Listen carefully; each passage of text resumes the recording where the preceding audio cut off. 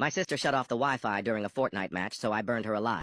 Okay, that might sound insane, but just let me explain. Since we were little kids, my sister was always an annoyance. She would tell on me for the dumbest things, she would frame me for things she did, and she would always get her way. I was fed up with it. And on that day, the final straw was pulled. I was sitting in my room playing video games, minding my own business. The match was almost over. I was top 5, and it was looking like I was going to win when all of a sudden, boom! I lag out of the game. This infuriated me. I went to go check the router, and there she was. My worthless little sister was standing over the router with the cable unplugged. I looked at her in disbelief. She turned to me, pointed, and laughed. She laughed in my face. I said to her, "You can't just unplug the router. I just lost the game because of you." All she said was, "It's just a game, loser. Get a life." I took that personally. She just sat there smiling and chuckling. I glared at her with absolute hatred. In that moment, I simply turned around and walked away. And over the next couple weeks, I pretended to move on and to forgive her. But behind the facade, I loathed her and felt that justice needed to be served. I was tired of her games, tired of the way she acted, and most of all, I was tired of her. She was going to pay.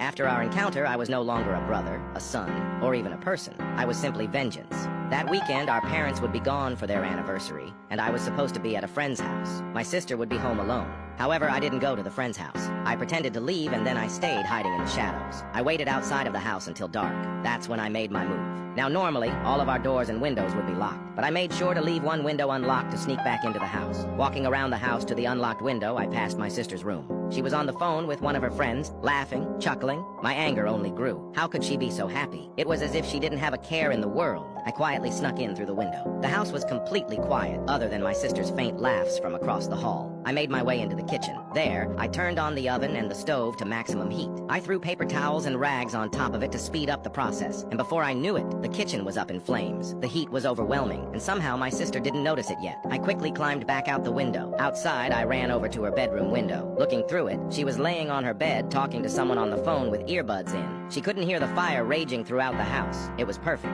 In the blink of an eye, the fire reached her door, and you could see the red-hot glow from underneath it. My sister finally noticed it. She ran over and tried to open the door, but the doorknob burned her hand. I watched her begin to freak out. She ran over to her bedroom window, attempting to escape. As she tried to lift up the window, our eyes met. She looked happy to see me. "Help me open this window," she said. I just stared at her with a sinister look on my face. She stood there, on the other side of the window, in confusion. Then, the realization finally hit her. Her eyes grew wide, and she started to panic. Screaming in fear, she desperately tried to open the window, but there I was, holding it down. She begged and pleaded for me to help, but that was the last thing I had planned on doing. In seconds, the fire had breached her room. It was spreading rapidly, and my sister was sobbing with her face on the window. "Please let me out," she cried. I watched the flames engulf her. I watched her scream in agony, rolling on the floor as her body burned endlessly. When the cries stopped, I let go of the window. My fingertips were charred due to holding down scorching hot window. If just that little injury hurt so much, then I can only imagine the pain she must have endured. I guess she shouldn't have shut off the Wi-Fi, lol.